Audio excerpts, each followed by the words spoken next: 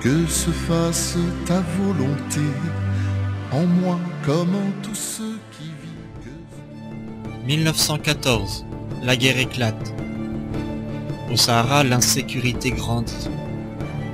Charles voudrait rejoindre en Europe ceux qui défendent sa patrie. Les vieilles rancunes nationales ne s'oublient pas si facilement. Mais la population de Tamanrasset est pauvre et sans défense. À l'heure du danger, Charles ne veut pas l'abandonner. Pour ses amis, Charles reste donc et construit un fortin. En 1916, à leur demande, il vient l'habiter pour être plus près d'eux.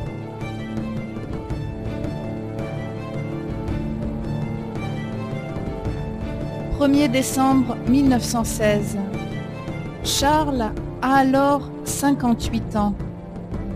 Une ruse d'une bande ennemie la tire dehors. Un adolescent affolé tire. Charles meurt victime de la violence, comme tant d'autres pendant ces années de guerre.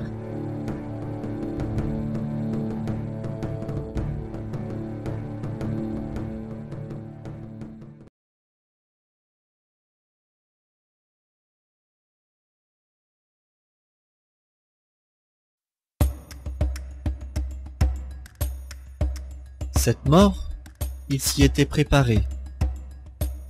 Par avance, il avait uni le don de sa vie au don de Jésus. Lui, le champion de l'organisation, avait tout remis à Dieu, jusqu'à son désir d'aimer. Et quand l'amour tombe en terre, c'est pour germer dans les mains de Dieu. Charles écrit: On sent qu'on souffre, on ne sent pas toujours qu'on aime. Mais vouloir aimer, c'est aimer. Si le grain de blé ne meurt, il reste seul. Mais s'il meurt, il porte beaucoup de fruits.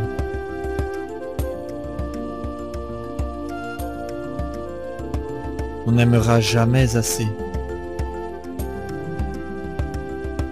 Pas moyen d'imiter Jésus jusqu'au bout.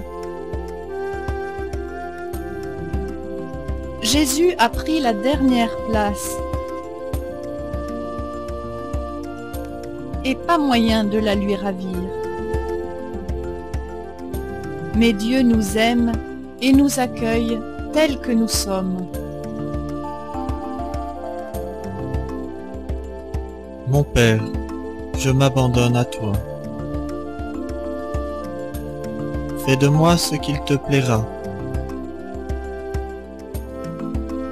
Dès lors, ce n'est plus nous qui vivons, mais lui qui vit en nous. Nos actes ne sont plus nos actes à nous, mais les siens, divinement efficaces.